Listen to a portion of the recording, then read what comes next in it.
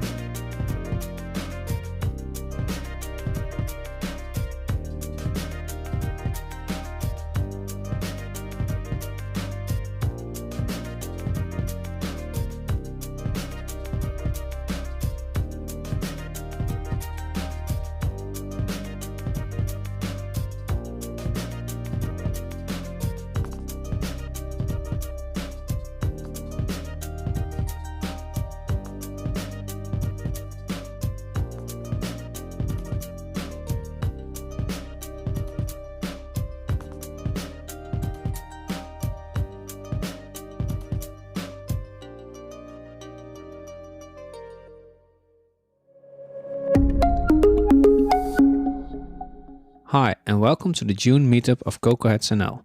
We are a monthly meetup of iOS and Mac developers. We are part of the International CocoaHeads Meetup organization.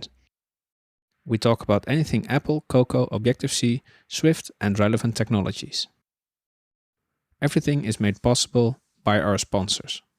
Please check jobs.cocoaheads.nl for more information on job opportunities at these sponsors. Please have a look at our apparel store if you want to have some CocoaHeadsNL swag. Again, this month you can win a JetBrains product coupon code. Join us on Slack on this link and enter our raffle in the Meetups channel.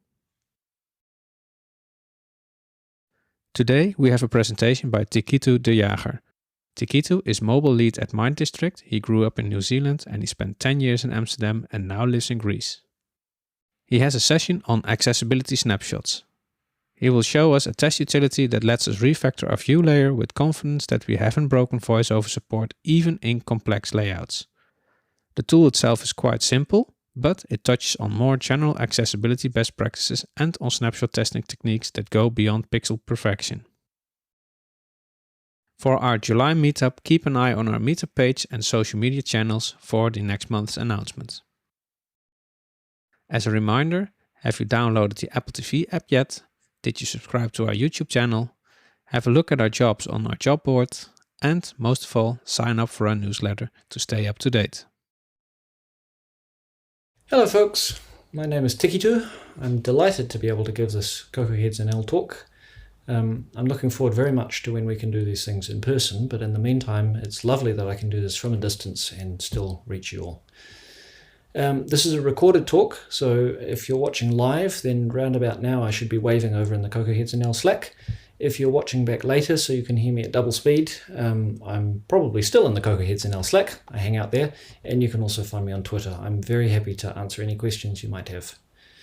I work for a company called Minddistrict. What Minddistrict does is we make a platform which is used by therapists and other kinds of mental health providers to give better therapy to the people that they're trying to help. I build the mobile apps, iOS and Android apps, and those are actually used by the people who are being helped, and we'll see some examples of what that looks like a little later. At Minddistrict, we've built a nice little piece of tooling, an accessibility snapshot test tool, which we use to make it easier to provide high-quality VoiceOver support in our iOS app. And that's what I'm going to tell you about today. I should warn you, if you do go find me over on Twitter, these aren't the only kinds of bugs that I'm interested in. I also take photographs of things with big claws and mandibles. If you see the claws and mandibles, that's still me. That's not the kind of bugs we're going to talk about today. So today I want to show you first what our tool actually does. You will look at it and go, oh. Then I want to back away from that and come in from the other direction and talk about what good VoiceOver support means when you have, say, non-trivial layouts, anything that's more than just kind of putting things in a column and leaving it there. I want to spend a bit of time on snapshot testing as a general methodology. I think in some sense this is the most important part of the talk. If there's only one thing that you take away from this talk, it's you should write snapshot tests. This tool is absolutely fantastic. You should be using it. It will make your lives easier. So if you're not already, this is the place to really pay attention. I'm going to show an open source tool built by the Point Free folk, which is really lovely to use, and that's what our tool is built on top of. So our tool is actually only about one small page of Swift. It's really a tiny thing. It's built on top of course, all the VoiceOver technology that Apple provides and the Point Free snapshot testing toolkit. That's how we can achieve so much with really a very tiny piece of code. So once I've introduced all that kind of groundwork, then we'll take another look at the output of our tool, and by now we should be able to actually understand what it's telling us and see why it solves this quite important problem for VoiceOver support. First I should make a disclaimer though. If you have heard anything about snapshot testing for accessibility on iOS, you've probably seen this screenshot. This is not us. This is not the approach that we're taking. This is a visual snapshotting approach. We're doing a textual snapshot instead. I don't say that this one is wrong. It works slightly differently, and it will probably give you something different to what we're looking for. You can use them both. They're both open source and they're both built on the same underlying tool also. So go for it. Our one looks like this. This is a textual snapshot. This is actually a Git diff. So it's literally a diff of a text file showing that some things have changed that are relevant for VoiceOver in one of our views. It's a little hard to interpret. So let's start from the other end. Let's start by looking at VoiceOver, and then we'll work back to how we can read something like this and learn from that, not only what changed in the VoiceOver land, but exactly what went wrong and how we can fix it. Okay, VoiceOver. If you're not already knowledgeable about VoiceOver, you should be. It's really a core piece of technology for iOS developers. It's a screen reader, meaning that it reads out as text, as spoken text, the stuff that it can find on the screen. Mostly textual elements, literally text being read out, but also affordance information. This is a button, you can click it. These are things you can do with what you're seeing. And so its core use case is for completely blind users, also partially sighted users, people with various kinds of visual difficulties will use it. I think it's also used by some people who have difficulties with reading for various reasons, cognitive disabilities or what have you. But really the core use case is for blind or partially sighted users. To turn it on, you can go into Settings, General Accessibility Shortcut. That gives you an easy shortcut to turn it on and off again. You will find that very useful because it's not the kind of thing you want to have running all the time if you don't need it. But you definitely should be playing with it every now and again to build empathy for this core group of users who, the way they interact with your app is very, very different to how you, if you're a sighted user, how you'll interact with it. Once you've turned that on, you should also try the 3-finger triple tap that turns on a thing called screen curtain. What that does is it blanks the device, so it looks as if it's off, but all the input and output is still working just as it used to. So the accessibility focus can still focus elements, it will read them out, you can tap buttons, you can do everything you could with VoiceOver before, but you don't see any of it. And this is really important, again, for building empathy. When I first started experimenting with VoiceOver, I didn't have the screen curtain turned on, and I thought I was doing pretty well in understanding how a blind user would interact with my app. I was using VoiceOver and kind of navigating through it and doing okay. When I turned on the screen curtain, all those skills disappeared, and I realized that without really being conscious of it, I was using visual information to inform how I used the VoiceOver technology. And so turning on the screen curtain is, again, this way to really lift your empathy for people who have no visual modality at all and still need to interact with your app. The interaction model is quite different to what you're used to as a sighted user. So you should have a look at the Apple docs. They introduce that quite carefully. They talk you through how you should think about using VoiceOver, as well as how you should think about supporting it as a developer. Both as a user and as a developer, those docs are good. So this is a screenshot of the homepage of Minddistrict's app, and it shows a user who's been given 2 pieces of therapeutic content by their therapists. They have a module called Rumination, which is a way for the therapist to give them information. They can read pages of text, they can watch videos and so on that the therapist has chosen for them.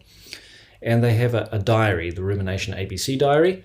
A diary is a tool which prompts them to answer a number of questions and then collects up the answers to those questions into a diary entry. And you can see this user has made 3 entries. You can look back over those entries and learn things about your progress or gain insights, about the thing that you're struggling with. This person obviously is dealing with a problem with rumination, sort of obsessively thinking over things, spinning the wheels of your mind is one way to think about that. So what I tried to do looking at this page is to list all the things that I can learn from looking at it that are not present in the textual information which is by default available to a tool like VoiceOver. So VoiceOver is a screen reader. It will read out text, whatever text is on the page, by default. Minddistrict, rumination, what are the pros of ruminating, 4 milestones. These things are all available for VoiceOver to read out. It will also tell you a little about the affordances. The buttons will be listed as buttons, and the fact that you can tap them is also information that VoiceOver has. But there's a huge amount of information in the screen available to a sighted user that VoiceOver doesn't see yet. And I just tried to list everything I could see on this page. There are images. The image of the woman's face, it's not telling you something directly about the rumination content, but what it is doing is it's allowing you to recognize that same rumination module if it turns up elsewhere in the app. It will have the same poster image, and so you can recognize very quickly without having to listen to the word rumination or parse the word rumination. You can recognize this is something that I see again in different places. There are icons all over the screen. Top left has something looking like a profile icon. There is a diary icon, a little book. There are icons in the tab bar. Some of these do have a textual equivalent, which is great, but some of them don't. And the ones that don't will need some additional VoiceOver support. Otherwise, that information is just lost. More subtly, there is an information hierarchy available in the choices of font styling. If I asked you which was the title and which is the subtitle of rumination and what are the pros of ruminating, you'd be able to tell me. The styling makes clear that one of these is a broad notion and one is a narrow notion. Rumination in this case is a chapter heading, and what are the pros of ruminating is a page heading. There are the affordances I mentioned, so the fact that you can tap these buttons is visually available. As I said, Minddistrict. VoiceOver does have that information available in the case of buttons, but not if you implement any custom solution for that, of course.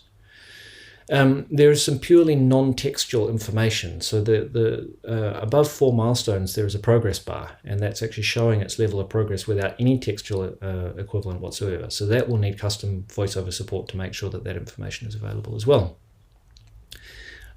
There are some label value pairings. So in the diary tile, the last entry today at 15:58 is a label and its value.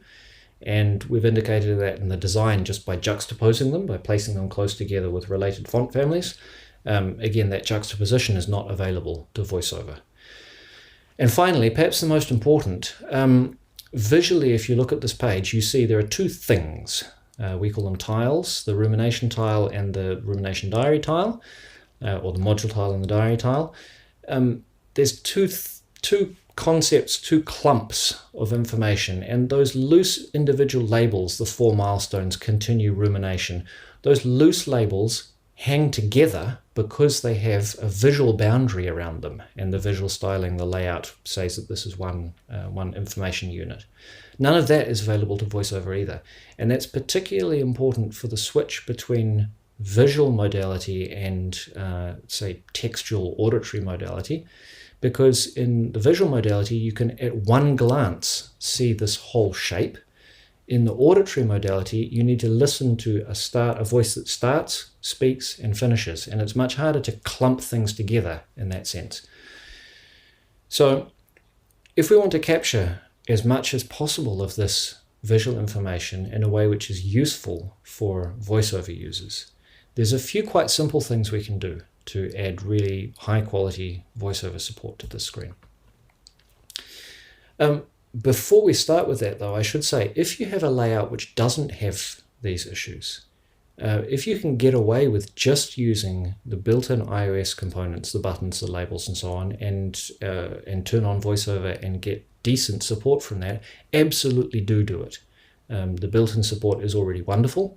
And like anything else, as soon as you start doing something custom, you're taking on the challenge of supporting that custom solution to a high level of quality. So if you can just use the built-in stuff, absolutely go for it. With the layout we have, you'll find that if you just turn on the built-in stuff, the labels are too dissociated from each other. The fact that there are 1, 2, 3, 4 pieces of text that all combine into the module tile is really too much for a VoiceOver user.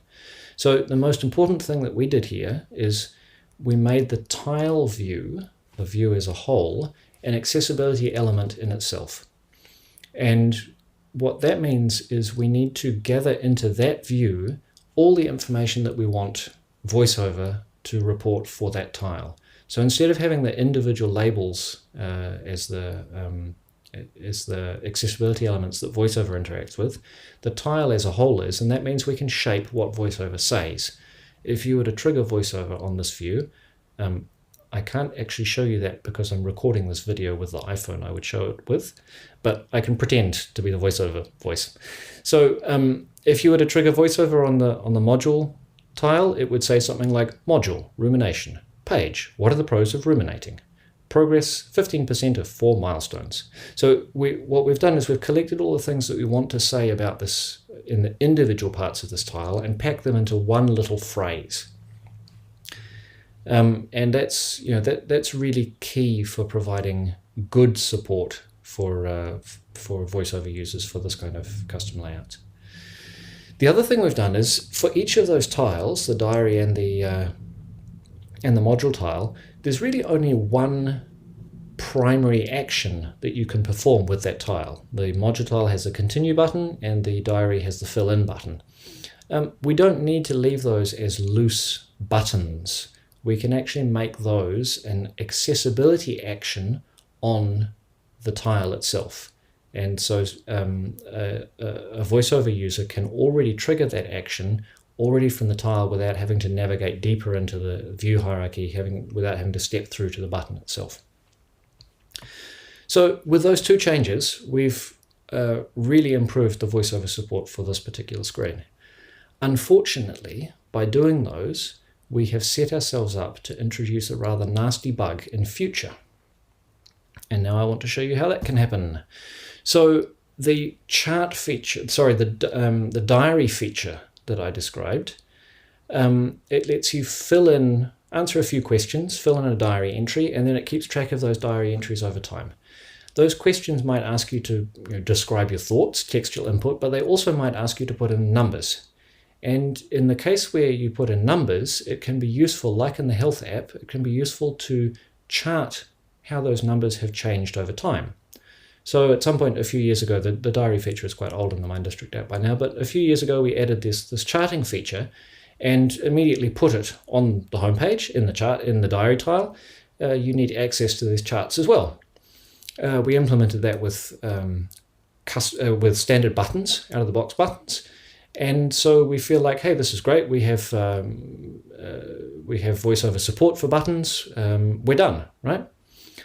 Unfortunately, because we made the diary tile the accessibility element, these buttons are not visible to VoiceOver. They live inside the tile view, and the tile view provides its own accessibility label and so forth, its own accessibility properties.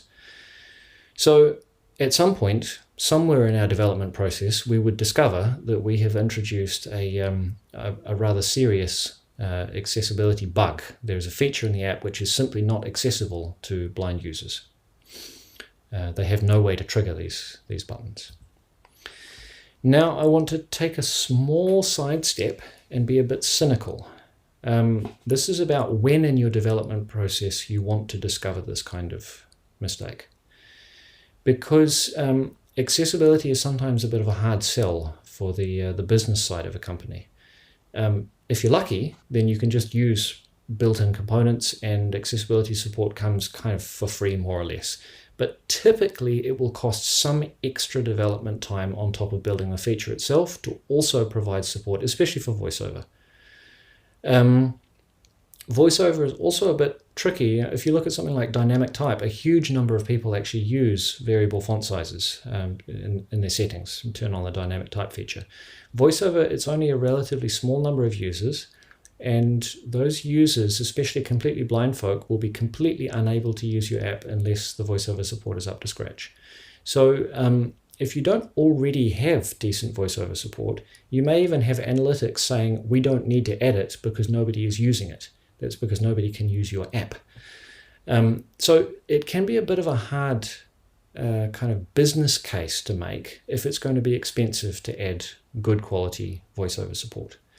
Minddistrict is lucky in this respect for somebody like me who cares about this. We actually have a legal requirement because we make a health product. We have all sorts of compliance reasons to need at least a baseline level of accessibility support. So I don't need to go and sell this to the business folk. But still, if you really care about making a good experience for users in this class, you need to be able to sell that it's going to be easy, that that's not going to slow down the development process. And I think the most important thing for that is when you have made a mistake like this, you want to catch that as early as possible in the development process. In particular, you don't want to have at some point kind of a manual acceptance testing phase where somebody turns on VoiceOver and checks if they can navigate through the app, and they find that they're missing something, and that comes back to you, but you're already in your new sprint. The feature was already, air quotes, shipped. You really want to catch this earlier than that. And that's where the techniques of snapshot testing come in, because this is what this makes possible. It's moving the accessibility testing, the VoiceOver support testing, from the kind of manual acceptance testing end of the development process kind of moment earlier into the unit testing part of the development process moment. So let's talk about snapshot testing. Snapshot testing is wonderful. The point-free snapshot testing toolkit is wonderful. I think, honestly, if you haven't already used snapshot testing, the most impactful thing you can take away from this talk is go and give it a try. You will find it magical. How snapshot testing works is you write a test which sets up some state in your app. Typically, this is a UI state, and so this is a visual snapshot. You're snapshotting your view hierarchy, say, or a view controller. The test then has an assertion line which says, assert that the snapshot matches what it used to. The very first time you run this test, it will construct your view hierarchy, take a picture of it, and save that picture into your file system. That picture is now the gold standard. Every time you should commit that gold standard into your repo, right? That's part of your test fixture, is actually that gold standard exists. Every time you run the test now, it will go look in the file system, find that gold standard. It will take a new snapshot of the UI as it is now and compare it to the gold standard. And by default, any difference whatsoever, so it's a byte by byte comparison, any difference whatsoever makes the test fail. Point freeze tooling will also, I believe, let you tune just how pixel perfect it needs to be. I haven't felt the need so far, actually. You do need to be a bit careful about, for instance, not including today's date in your snapshot test, because that will start failing as soon as the date changes. Not including times, this kind of stuff. You need to control your environment quite carefully, but that's all good test hygiene anyway. And yeah, after that, what you get is the test will fail if the images don't match. The point-free tooling also gives you a nice diff output saying exactly what failed, what didn't match. I think I can show that on the next slide. Yes, yep. So this is a classic visual snapshot test, right? We're not into the accessibility snapshotting yet. I recorded another homepage with a couple of diary tiles on it. On the left, you see a before and after I made some small changes to the viewer implementation. It's actually quite hard to see the problem by eye. If you look very closely, you might catch it. But the black screen there is what the point-free snapshotting toolkit does. Is it does an image subtraction. So it's byte by byte subtracting one image from the other. And if they're identical, then the result is black. It's all zeros. But everywhere that they are not identical, you get a non-black pixel. And so all these little scraps of orange and white that you can see over here, those are indicating where the problem was. In particular, from this one, I can see that the button has moved up slightly. And in fact, what I changed, or what I broke, was a minor detail of vertical spacing. All right, so that's how sort of the standard snapshot test works. And then point freeze tech is really, really nicely designed as an architecture to allow you to swap in other kinds of snapshot testing and still get the benefit of the kind of the general structure of a snapshot test. So the top line of code here, assert snapshot matching homepage as image, that's the one that generated the snapshot that I just showed. The next line is the one that generated our recursive accessibility snapshot. Point freeze tech lets you add a snapshot strategy. That's the .image and the .recursive accessibility description. These are snapshotting strategies. A strategy turns the input into one of a number of formats. Image is one of those formats, but also lines of text is another. I think also playlist files is another supported strategy, supported format, sorry. And if you have a strategy which generates any kind of information into these formats, you can plug that into Point3's snapshotting toolkit, and it will handle things like writing the output to a file, naming the file based on your test name, making sure you can find it back later, running a diff, putting the results of that diff in as a test failure, as a nicely annotated test failure, all this kind of stuff. So that's very elegant design. They want you to snapshot not just views, not just visual stuff, but everything. You can snapshot your network requests and get a dump of the JSON you're sending over your network. You can snapshot the JSON serialization of your models, also your codable serialization. You could, if you're using an architecture which lets you trace events through your app, you could just record an event trace as a list of events and then snapshot that as you go through some use case in your test code. These can all be snapshotting strategies, and the Point3 toolkit will let you plug those in very easily. So it's really worth a look. For the view snapshots, the wonderful thing is because the snapshot just records the visual output, you can completely refactor everything that lives underneath that, and if it ends up looking the same, then your snapshot test passes. You're confident that you haven't broken anything. So this toolkit is really wonderful for allowing refactoring with confidence. It's a very powerful set of ideas. What we did with that is we added a snapshot strategy that we called a recursive accessibility description. It's loosely based on a strategy which was already included in the Point3 toolkit, which is a recursive view hierarchy description. I think they just called it recursive description. So it does a similar kind of thing to that. It dumps the view hierarchy as an ASCII formatted tree. So indentation indicates depth into the tree, and we have some little ASCII glyphs that show parent-child relationships.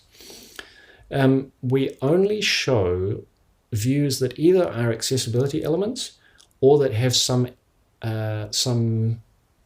child or deeper nested child that is an accessibility element. Or put differently, we show the accessibility elements and their ancestors. So basically we show the part of the tree that's relevant for accessibility, for VoiceOver only.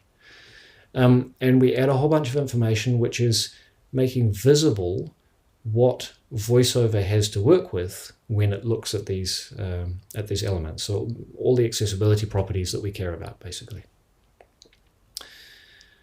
So let's take another look at that diff, which indicated that we had a problem. This is the diff from a failing test. With snapshot tests, I often find it convenient to not look at the diff actually in Xcode as a test failure diff, but to re-record the test and look at the diff in a Git diff viewer. Sometimes this is handy.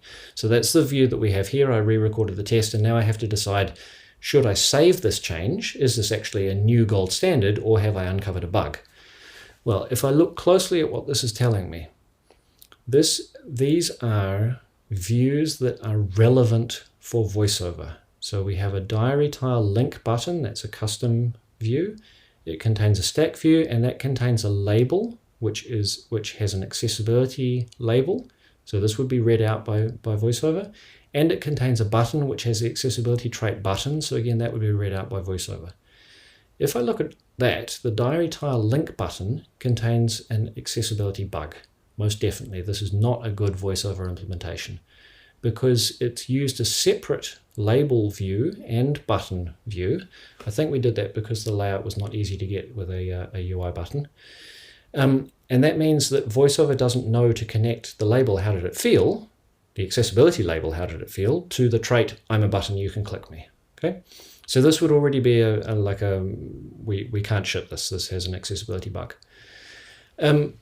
At Minddistrict, we didn't add accessibility support to this diary tile link button because this diff also indicates something else, and that was the problem that I mentioned when we looked at the screen itself. The column on the left of pipe symbols, we add that when you're looking at a view which is itself an accessibility element, which means that its subviews are not accessible to VoiceOver. So this column indicates all the stuff is going on inside the context of an element which has already said I'm responsible for VoiceOver support. Whatever you put in here doesn't matter. So this diff stays really clear, apart from the slightly subtle bug which you look in detail at this and go, hey, this guy doesn't have good accessibility support. This says very clearly we've added some things that are accessibility relevant, but those pipe symbols say VoiceOver won't do anything with them. That's a bug. That's definitely not acceptable accessibility support. So let's go and fix it. And we did fix it. The fix was to add those actions also at the level of the tile. And you can see the result again in a Git diff. This is the diff that we would commit, as this is the change that we like. This is going to become our new gold standard for the accessibility snapshot of this element. Because this one says we've added these new elements. They don't have good accessibility support, but we don't care because they live inside something which is itself an accessibility element. And that thing, the tile view, has two new custom actions. Those custom actions correspond to those two diary tile link buttons. So one of them, the action is bar chart, how did it feel? And that will trigger the same action as the button on the how did it feel chart. And the other is line chart, how much did you ruminate? Again, this corresponds to this visual element deeper inside. So if I now save this file, add it to my pull request, push it off to Jenkins and the test passes again, I'm also saying explicitly, I believe that this is the right way for this view to behave. I believe that this is acceptable VoiceOver support, and this is, my job is now done. I like that a lot. I like the fact that when we notice something going wrong because of these tests failing, we have to actively take some kind of action to fix things up. The test will continue failing until we either fix the bug, if we introduced a bug, or commit a new gold standard for the test. Either way, there will be some kind of record of what we were doing and why. Right? So when you re-record your snapshots, you're really saying actively, I believe this is a new gold standard. I'm stamping my name on it. That goes into my pull request. That goes into our Git history. It's part of the history of our app. That's great. These tests are going to fail while I'm working on the feature and not later, because they're unit tests. I need to have them passing before I land my branch. And so I've still got the pull request open. I'm still working actively on this. It's in my mind. It's the best time for me to be fixing this. It's the lowest possible development cost for fixing a problem like this. Once you learn to read this diff, there's quite a lot of information in those visual glyphs, right? In all the ASCII glyphs. But once you learn to read this diff, it will actually tell you very directly what the problem is. It's not just test failed, you need to go figure it out. The diff really will tell you what has changed, and that will guide you in figuring out how to make things okay. Sometimes how to make things okay is just to accept things have changed and I like it. But if that's not the case, that diff will also tell you fairly clearly what you should do about it. In this case, that was following the pipes up until you find the parent item, and then the parent view, and then noticing, hey, that parent view, that needs to get an equivalent of these new views in its VoiceOver support. The last 2 points here are kind of a matched pair. There are a bunch of changes you can make to the visual look and feel of your app, which will not trigger these tests to fail. So that's the positive side. There are lots of changes you can make which don't need any accessibility attention, and the tests won't force you to give them accessibility attention. Unfortunately, there are also some changes you can make which are not relevant for accessibility, for VoiceOver support, but which will make these tests fail. Even just renaming classes, because the classes are mentioned in that hierarchy, you will need to re-record all your tests if you've done just a rename refactor. Sort of anything that adjusts the hierarchy that these things live in, you're going to need to re-record. But there's a whole bunch of visual changes that you can make that don't even show up in the textual diff, because we're not dumping all the visual information we have. We're stripping it back to kind of the bare minimum. What we've found is this does actually catch bugs. And if it's catching bugs for me, then I'm willing to live with the occasional false positive having to re-record tests. It's also typically easy to look at that diff and say, yeah, I can see that, in fact, this doesn't make a difference, and so I'm just going to rubber stamp, we'll accept this change and move on. So for us, this is a good trade. As I said, there is the Cash App alternative, which takes that trade-off differently. because they're actually visually snapshotting the UI. If you make visual changes, they will show up in your accessibility snapshots also. You might find that that's more appropriate for you. Like everything else in development, there's a bit of a trade-off there, a seesaw.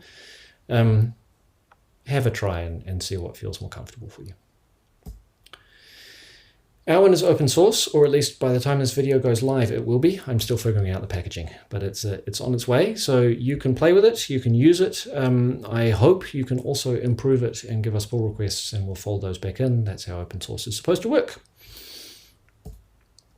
Thank you very much for your attention.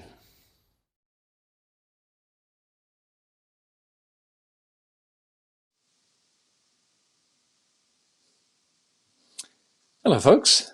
I just watched myself give a talk. That was a bit bizarre. If there are any questions, drop them in the chat or over in the CocoaHead Slack in the Meetups channel. I haven't seen any come in so far. Maybe that means it was all very clear.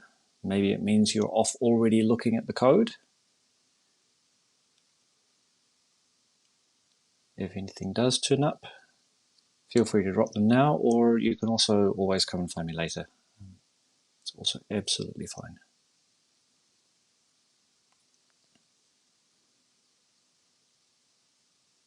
I think we'll wait a couple of minutes in case anything trickles in.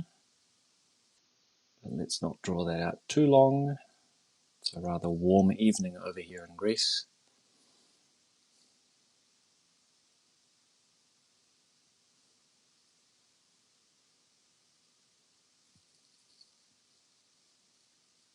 Thanks, Barrett. Congratulations to the raffle winners.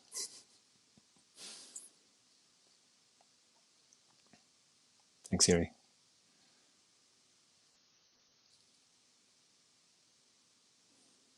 Matthias says, I'm currently improving the VoiceOver support in the app I'm working on. We'll definitely take a look at snapshot testing. Excellent. I can heartily recommend it. Not just for VoiceOver support. It's a great tool.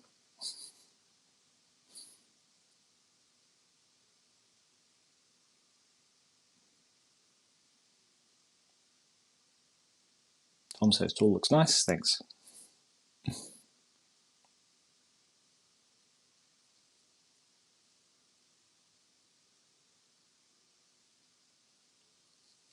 Well, if there's no questions coming in, I think we should call it a wrap. Thank you very much to the CocoaHeadsNL folk for setting this up. It's been great.